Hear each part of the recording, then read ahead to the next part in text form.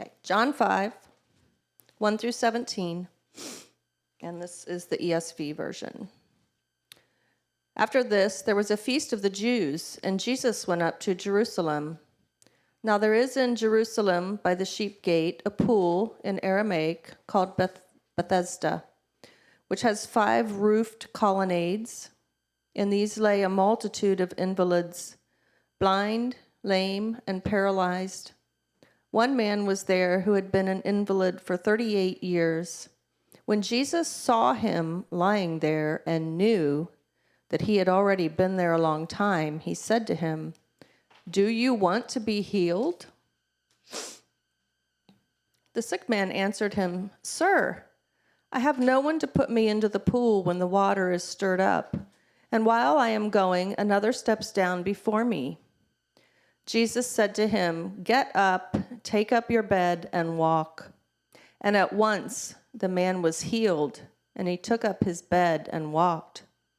Now that day was the Sabbath.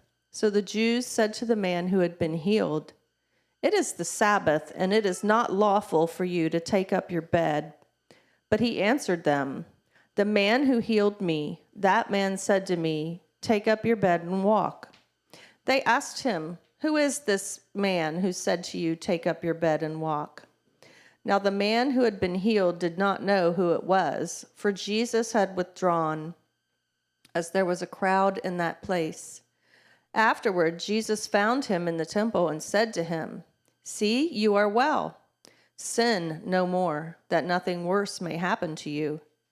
The man went away and told the Jews that it was Jesus who had healed him. And this was why the Jews were persecuting Jesus, because he was doing these things on the Sabbath. But Jesus answered them, "My Father is working until now, and I am working."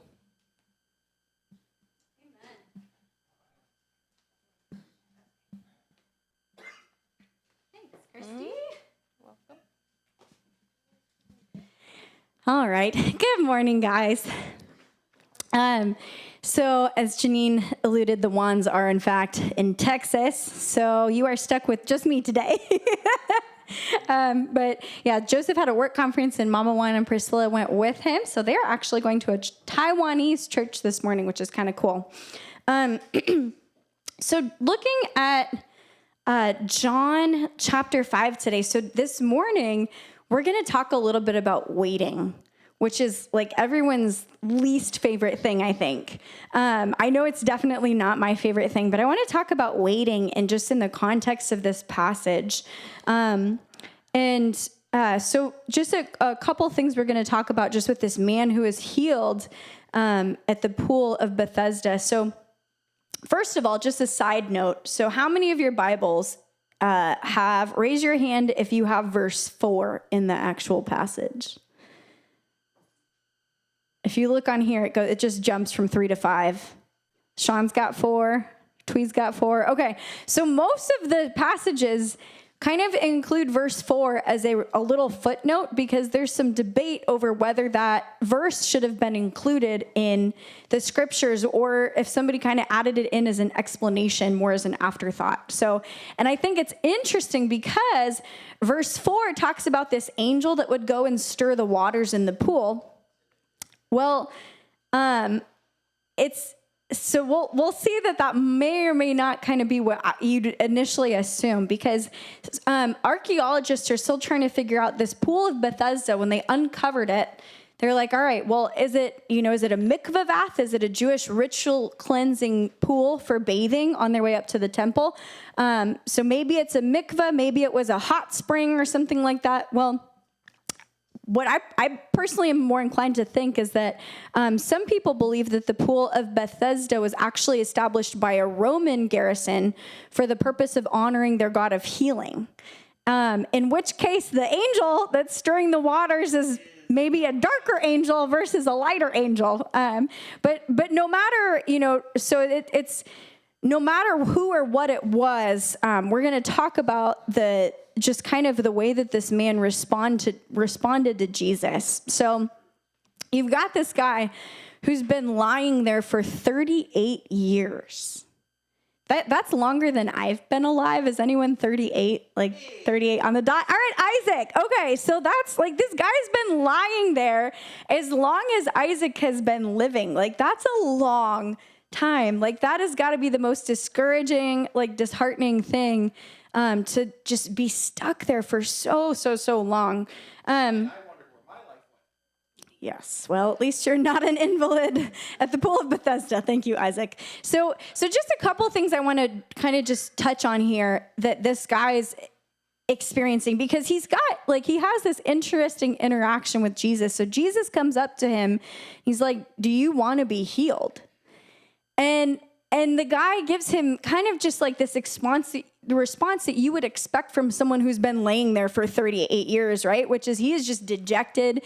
He's disheartened. He's looking at the people around him. He's maybe a little bitter, like kind of has a little bit of a victim mentality. And he's like, I've got nobody to help me down to the pool. By the time like I do make it, somebody else beat me there. Like no one cares, right? He has no hope. And the irony of the situation is you have to imagine that Jesus, like, I don't know if Jesus thought it was funny, like, because he knew what was coming, or if Jesus is just like anticipating, like, man, like he doesn't even know what he's about to get into. But whatever way, this, Jesus looks at him and the man like has no idea that he is his source of healing. And it's kind of reminiscent of last week in John 4, we encountered the woman at the well. And the story of the woman at the well is Jesus goes to her, this Samaritan woman, he asks her for a cup of water, right? And she's like, "You're a Jew. Why are you asking me, a Samaritan, for a cup of water?" But his response to her is essentially like, if you knew who it was that was asking, you'd ask me for water. Like you would ask me for living water that gives life. And we find this guy in a similar situation where it's like, man, if you knew who it was who was talking to you, if you knew who was asking you, do you want to be healed? Like you wouldn't be like babbling on like, well, I have nobody to put me in the pool. Like he doesn't know who he's talking to. And this is like, it's interesting for us, it's easy for us to look at him and kind of point fingers, but oftentimes I feel like if we're being honest, like a lot of our conversations with the Lord kind of look like this, right? Like we maybe approach the Lord and we're wanting healing or we're wanting breakthrough in whatever area or a blessing or an answered prayer. But like oftentimes, even if we don't say it out loud, but maybe just in our head, we're like, but all these people, like it's the people's fault. Like, darn this person. Like if they just weren't so stubborn or if they weren't so this or that, like I would get that. Right. Or, maybe like it's not about the people, but we're like, well, like we just don't even recognize, we're not even looking at the one that our healing's coming from, right? We're looking at the circumstance or we're looking at, all the reasons why it can't happen. And this is in all honesty, sometimes often how we think and how we pray. But how, would that we recognize the one we're talking to and the one who's talking to us and asking like, do you want to be healed? So the next thing I just kind of want to touch on, wow, that is a very bright green. Sorry. It's like neon.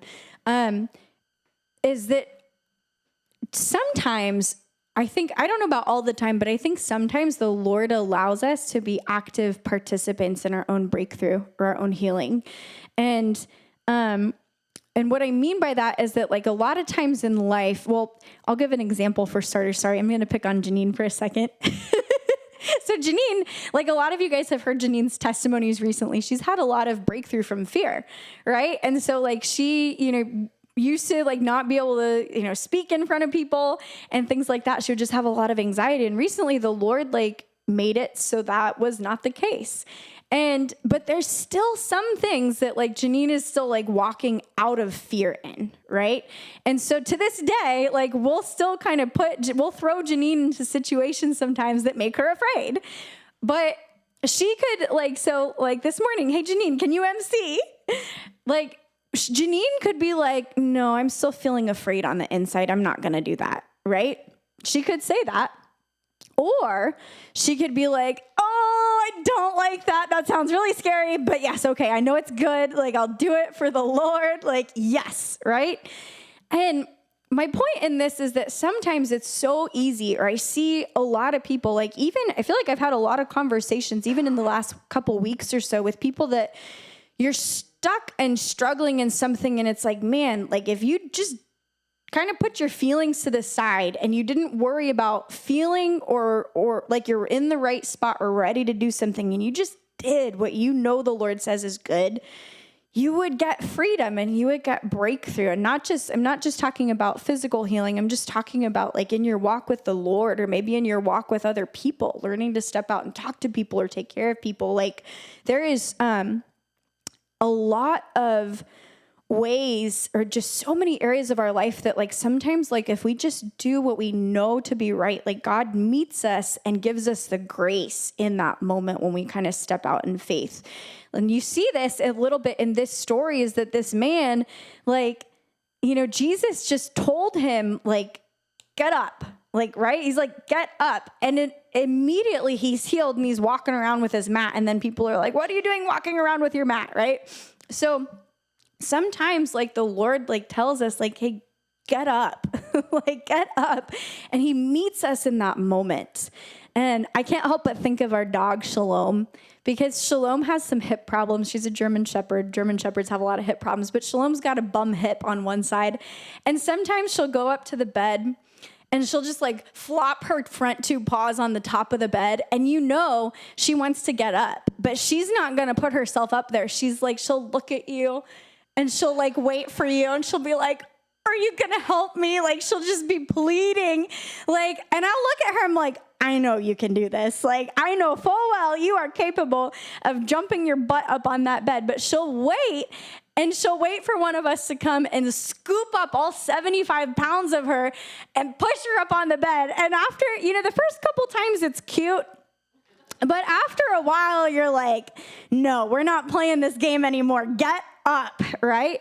And sometimes I just, you know, my exhortation, I guess, to all of us this morning is that sometimes there's areas of our life where the Lord is like, get up, and he meets us in that moment. So, all right. I want to actually take a moment now to transition and look at Luke 18, because this passage talks so precisely, or it just really like hits home in our hearts about the issue of waiting, especially waiting in the place of prayer. So turn to Luke 18. We're just going to read the first couple verses in that chapter.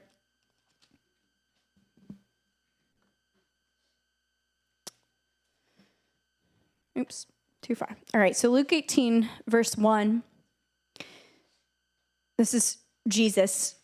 But it says, then he spoke a parable to them that men always ought to pray and not lose heart, saying, there was in a certain city a judge who did not fear God nor regard man. Now there was a widow in that city, and she came to him saying, get justice for me from my adversary. And he would not for a while, but afterward he said within himself, though I do not fear God nor regard man, yet because this widow troubles me, I will avenge her, lest by her continual coming she weary me. Then the Lord said, hear what the unjust judge said, and shall not God avenge his own elect who cry out day and night to him, though he bears long with them? I tell you that he will avenge them speedily. Nevertheless, when the Son of Man comes, will he really find faith on the earth? So I love this passage, and we're going to dive deep into it, but I just want to talk about waiting for a moment. We don't like it. Like, I won't even go to Costco on the weekends. There's like too many people. I'm like, I'm not doing it. Like, I'll do it on a Monday, on a Tuesday, Friday, Saturday, forget it. I'm not anywhere near Costco, right? And I see in my job, like in the emergency department, I see a lot of people, they don't know it, but the second you walk in that door, you are signing yourself up to wait for a long time, right? Hopefully none of you have been to the ER recently, but if you have, you know there's a long wait. And for me as a nurse, I have 4 patients, so I'm responsible for 4 people at any given time, more or less. And some of them might come in because, like Ken, maybe they had some pinky problems. and they're okay otherwise. It's just the pinky, right? And some of them might come in and their heart isn't beating, right? So you get all ends of that spectrum. And so sometimes I will oftentimes find myself at work in a situation where I'm in an emergency in one of my patients' rooms, and then I'm getting calls from, the guy at the desk, so-and-so has to go to the bathroom. And I'm like, I know, but I can't leave. This guy's having problems with his heart, or he's having a stroke, or he's not breathing. Like, it would be very irresponsible for me, as I would be a terrible nurse if I left that room, right? And I'm like, oh, let me go help this person in the bathroom. Your heart will just take care of itself, right? And they call again, so-and-so really has to go to the bathroom. And again, they really got to go. And then by the time I finally get one person stable and make my way to this person's room, who called like 20 times because they really had to go and it was an emergency to them, now I have to apologize to the family and explain why I couldn't be there at that time that they needed me, right? It's one of my least favorite aspects of nursing, in case anyone was wondering. But for me, like, I can't explain to them all of the details of why I couldn't be in their room, because I can't tell them what's going on with someone else's medical care. But even if I were able to explain to them, half of them, they wouldn't understand, or they're still just upset, right? Because no one likes waiting. There are ugly things that come out of our heart when we're waiting. And for my patients and their families, I have to sit and explain to them, look, I'm not being a bad nurse. I'm not ignoring you. I didn't forget about you. I knew you needed help. I just couldn't come at that moment. I'm sorry, right? Like, I have this conversation, 20 times a day, it feels like. But for them, those are all of their assumptions, because I'm not meeting them when they call, right? So their assumption is, you're ignoring me. Or their assumption is, I didn't get the memo and the guy at the desk didn't call me 10 times.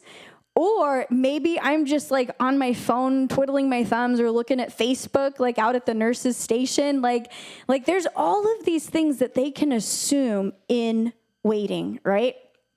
And I see a lot of carryover sometimes in the things that we assume of the Lord when we're waiting, right? Because waiting is hard. When we are waiting for prayers that have gone unanswered, or we're waiting for a breakthrough that we have not gotten yet, we're waiting for this or that, we don't like it. And all these ugly accusations come out of our hearts against the Lord. And we're like, well, maybe he just didn't hear. Maybe the prayer didn't get through. Guy at the desk didn't call him, right? Maybe he just didn't hear, or maybe he's ignoring me. Maybe he just doesn't care. Maybe the answer is no. Right? That's a big one. Or worse, maybe he just isn't good. Maybe he's a bad nurse, right? These are all of the things that come out in our hearts against the Lord in the midst of waiting.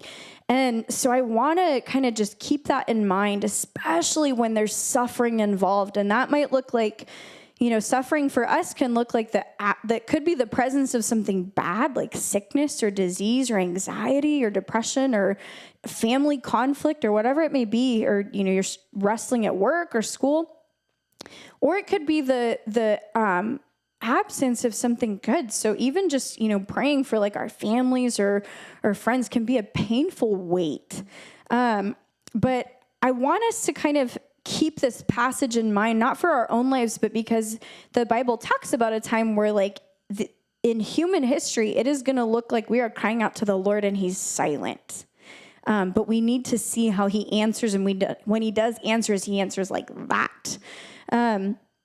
So in Luke, jumping back to Luke 18, there's two parables in the Gospel of Luke on prayer that are only in Luke, and that's Luke 11, where the friend comes asking for 3 loaves of bread at midnight. And then there's Luke 18, which is the parable of the persistent widow. So we're looking at Luke 18, but both of these parables, basically the point that the Lord is trying to get across is he gives us permission to harass him in the place of prayer. Like if you look at it like this, the friend is like banging on the door in the middle of the night and the guy's like, go away, I'm in bed, go away. Or Luke 18, this widow just keeps coming back till she wears this guy out. Like Jesus invites us to pray like that. Like that's like, I wouldn't invite people to pray like that. If I were the Lord, I'd be like, just say it once and then like, let me work on it for a little bit. Like I wouldn't want people coming continuously, but he actually does. Like he invites us or calls us to that. And so we see the parable kind of ends with this question that Jesus has. He just leaves it hanging in the air. He's like, I'm gonna answer you. And when I do, it's gonna be fast. But when I do that, like, will I really find faith? Like, is your heart still going to be in that place of faith? Because that is the hard part for us. So Jesus, like when he shares this parable, it's because he wants to empower us to pray like this. And he wants to encourage us that we would not lose heart, that we wouldn't give up in the place of prayer, that we wouldn't lose heart in the delay in trusting him. So he makes it so clear in this parable that God sometimes waits and waits and waits and waits and waits and waits and waits and then finally breaks in. Right. But it's tough because for us, like we said, with my patience and all the maybes, like we have those maybes in our hearts of maybe the answer is no. Maybe his silence means no, but he encourages us to keep crying out to him. And he calls us his elect, which is a term of endearment, or it's like, you are my beloved ones. Like, of course I'm going to answer you, because that's the other question I feel like that lingers in our hearts or minds is like, well, maybe he just doesn't care. Like, maybe he doesn't love me. Like, maybe they forgot about me. I don't know, right? But like, those are the things that come up in our hearts sometimes. But Jesus, he just kind of like addresses that concern. He's like, I love you. You are my beloved ones. I will give you justice when you cry out night and day. So what I want to just explain briefly here is that some of us, kind of in the beginning, we started off with, hey, we have got some different translations. Same thing in this passage. So I have the NKJV up here actually, because so some of your translations, that verse in verse 7, who's got 2 question marks? Like 2 questions. I see a couple people. So like some of your versions might say something to the effect of like, shall he not avenge them? Question mark. Like, will he bear long with them? Question mark. Like those 2 concepts are 2 different questions. And the issue with that is that almost, when it's phrased like that, it makes it sound like he's not going to bear long with you. Like he's going to bear quickly with you. Like we're going to get quick answers, just how we want them, right? Not so. In the original text, there's only 1 question mark. And so it's important to note that, because there is a principle here that like God answers, and he really answers, but sometimes he takes forever to come through and forever to answer. And we see this principle also in Habakkuk.